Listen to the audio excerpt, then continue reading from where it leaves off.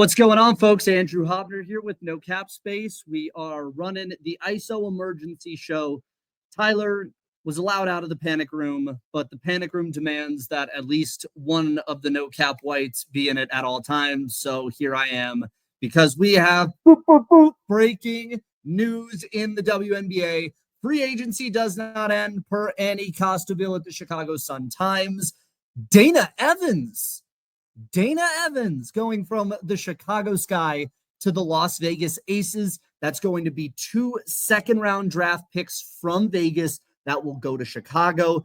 Dana going to be going to the Aces. Now, this ends what was a bit of a tumultuous 2024 season for her in Chicago. And this piece, guys, is fascinating on a number of levels. So let's get into why that is the case. I think first and foremost here, we will begin with the Aces and what this means, because I love the swing. This is going to sound crazy, and I'm sure a lot of Sky fans are going to go, we know what we saw. Our eyes did not lie to us, and there is no reason why you should be stoked on this. I don't know if I'm stoked and excited about this for Vegas in the sense that they just got the missing piece that they needed. But I think the Aces needed a swing on a couple of ends. I think you needed to make a move from a perception standpoint. I know that that doesn't necessarily matter to front offices in the way that it matters to reporters like us, to fans, media, Twitter, Blue Sky, wherever. But you need at least some degree of perception to fight that. You lose Tiff Hayes, who you cored and then goes to the Golden State Valkyries.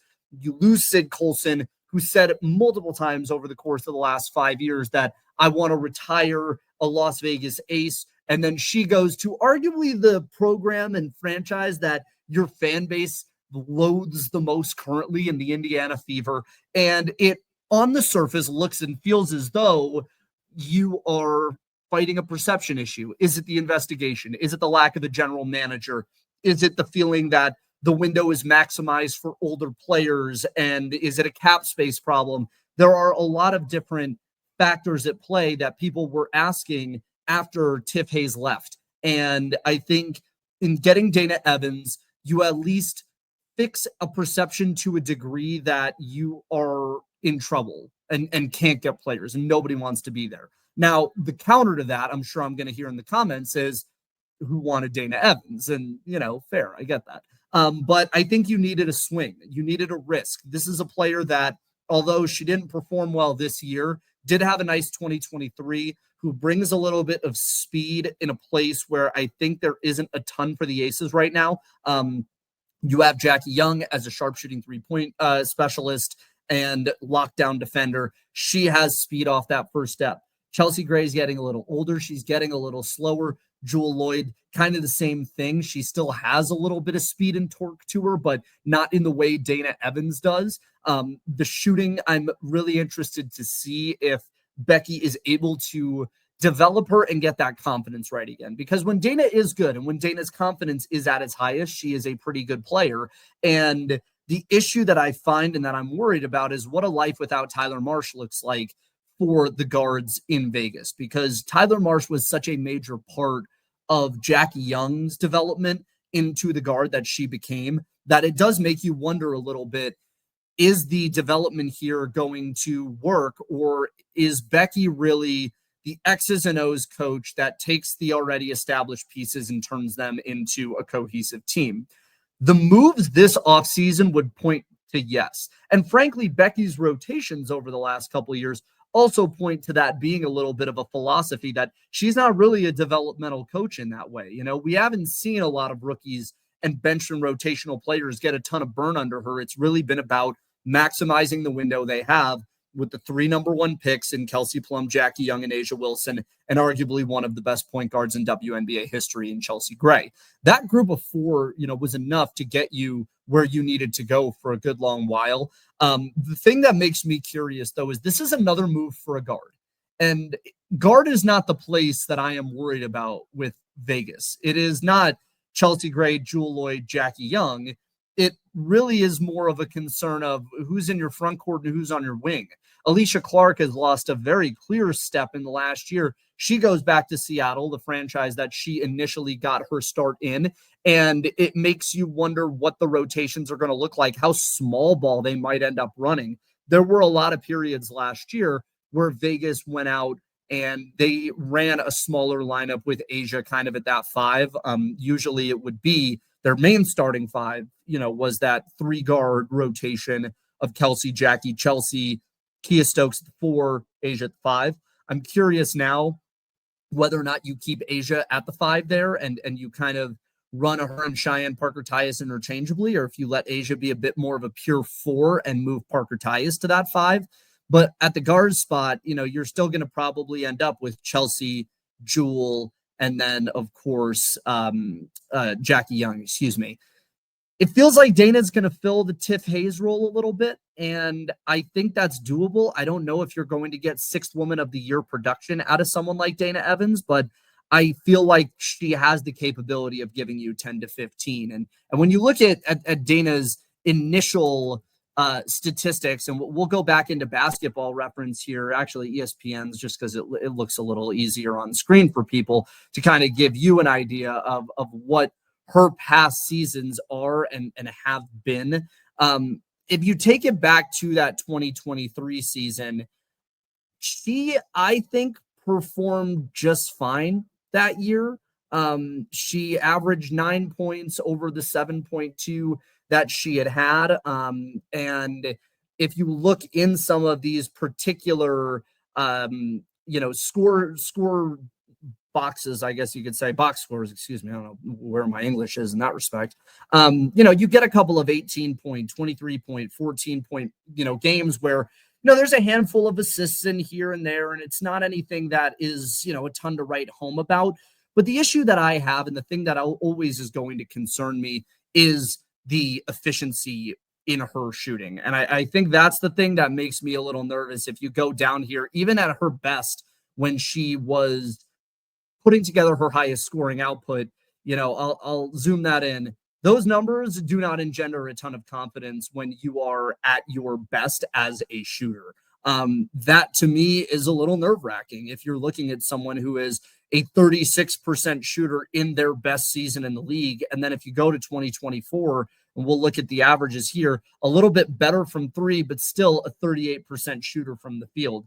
And I think the thing that concerns me a little bit is the efficiency, whether or not she and Jewel Lloyd will be gunners, and if Chelsea Gray can get that 3-point shot back. But again, with Asia Wilson, it doesn't matter in the sense because you are still in contention here. I don't know if the Aces are in NCAA, if they're in WNBA champion contender status. I think, again, as long as Wilson is there, a playoff run, a semifinal run plus is the seal, not the ceiling, it's the floor.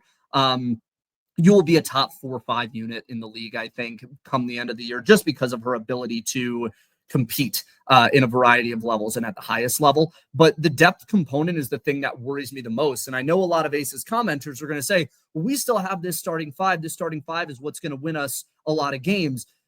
The concern with where the league is moving right now, and the concern that I have with Vegas, is depth is currency right now in the WNBA.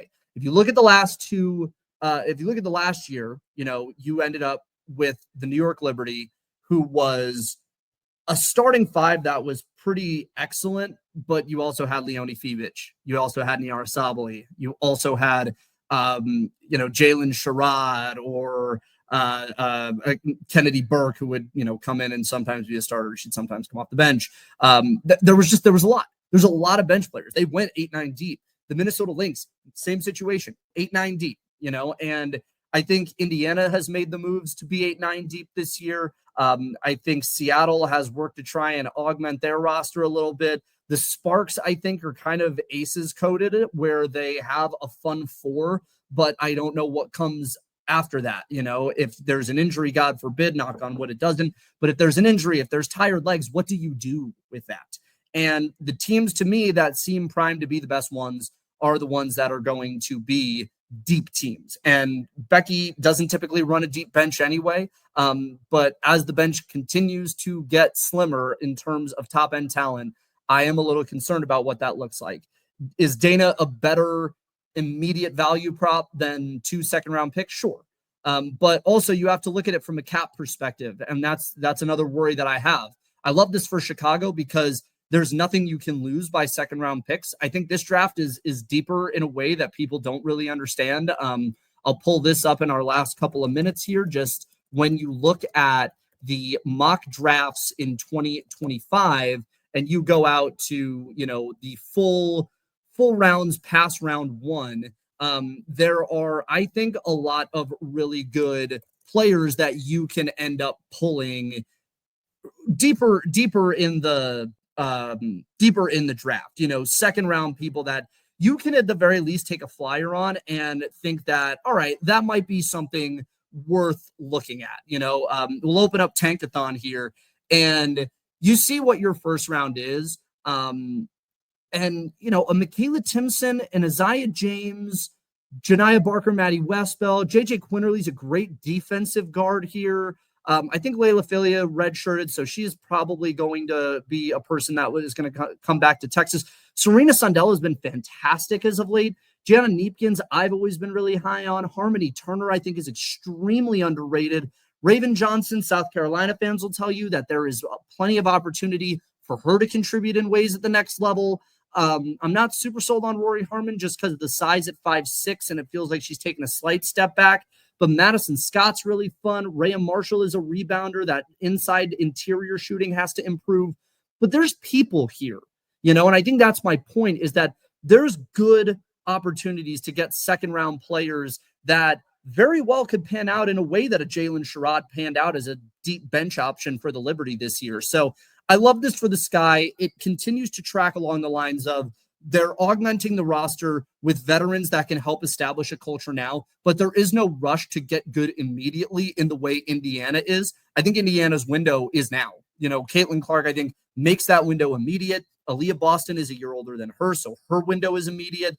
And then with Chicago, I think we're looking at a little bit longer of a push developmentally with Angel Reese, another year or two to get that offensive game running, establish and expand that range. Camila Cardoso, I think, is a little bit more ready to kind of make that leap, but that also might be a year plus as well. And so for Chicago, this is smart.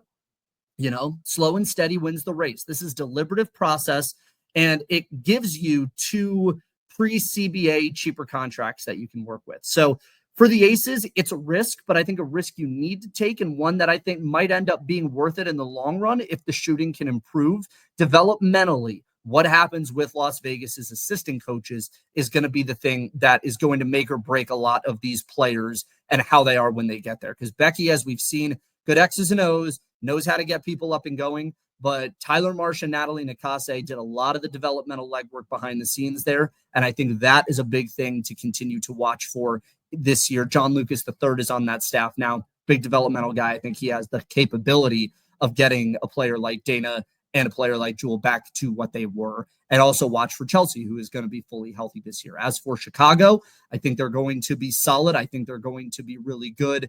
I love the long-term thinking with the Sky. It really feels like they are setting up to make moves come the next CBA, but also in keeping with Marsh's developmental philosophies and ability to build players over time. I think that's kind of what we're looking at here in Chicago, and a couple of swings on players late in the draft. You might end up finding some diamonds, and I'm really excited for what they're doing. And for the Aces, God, you just keep giving us content, man. And for our sake in the middle of free agency, we appreciate that.